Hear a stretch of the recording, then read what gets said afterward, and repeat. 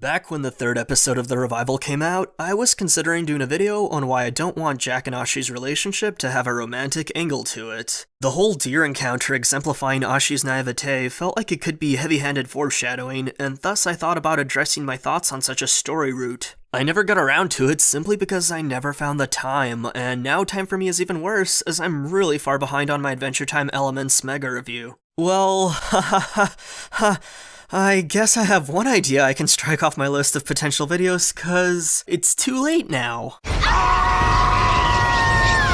I guess I'll briefly summarize why I'd prefer for the two to have a platonic relationship rather than a romantic one, and it's mostly because of Ashi's mental maturity. She is discovering the world for the first time after breaking away from a brainwashed and psychologically harmful upbringing where all knowledge not essential to her mission was kept from her. I don't have a problem with Ashi and Jack going steady after Aku had been defeated, had Jack chose to stay in the present or lacked the means to return to the past. But in the present, without enough time for Ashi to discover the world on her own and self-actualize as an individual a bit more, there is a sort of power imbalance occurring, even if Jack can be a naive goofus himself at times. The current development where the two are thrust together while still on their mission, this feels like invoking the recently named trope of Born Sexy Yesterday. This is a really good video, and I highly recommend you watch it, as Samurai Jack seems to have fallen back on this trope for its storytelling.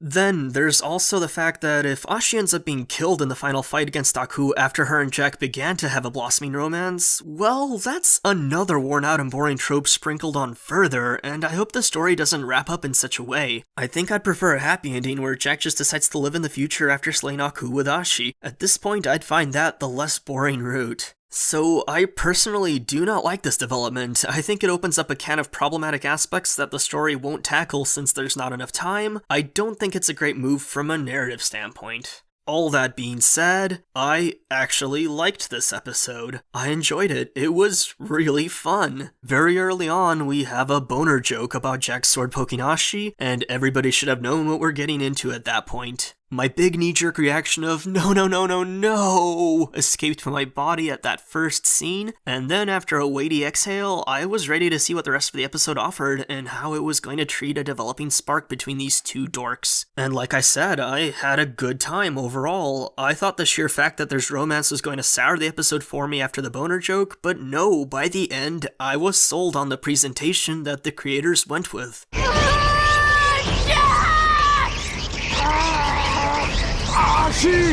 If there's gonna be romance in Samurai Jack, at least it's done in a balls-out manner where sexual metaphors are thrown at the viewer over and over and over again. It was comical, goofy, and ridiculous, and I think that's what made it work for me, even if I'd still very much prefer the story never took this route in the first place. The tigers wearing shirts that spelled out words was stupid, but in the best of ways. I freaking loved this moment. I still wasn't on board with the awkwardness about physical contact, though it was handled tactfully given that we just had a boner joke. And then later Jack sucks the poison from Ashi, a classic sort of subtext in fiction. I still wasn't quite on board. Then Jack and Ashi discover new toys, but Jack is at a loss of what buttons to push.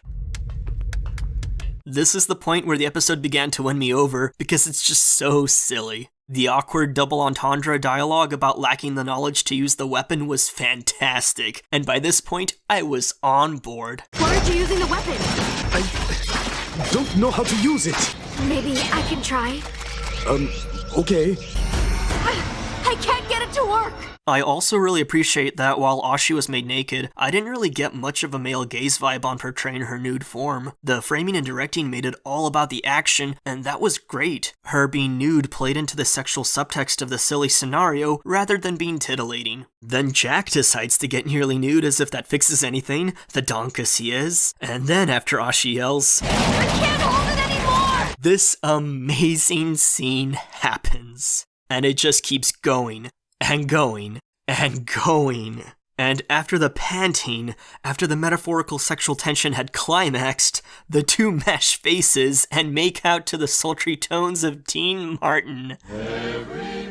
It's just so dumb that it's amazing. I think I had my jaw agape for the climax scene all the way until the credits started to roll. There's a couple seconds where the episode cuts to black and then back to Jack and Ashi kissing, which I have a hard time seeing as anything other than another suggestive nod nod wink wink type of thing. As if any more was needed. The sheer level of fun ridiculousness was off the charts, and that's why I really liked this episode, even if I really dislike the romantic development in general. This has got to be the most lighthearted and out-of-place episode in the revival thus far, and it's sure to be highly divisive, but damn it was I thoroughly entertained by that second half. Over-the-top sexual metaphors are just too damn fun when they're done in a non-voyeuristic and sex-positive way. I'm looking forward to reading a wide array of opinions in the comments regarding this episode. Don't disappoint me, y'alls. Please leave your thoughts.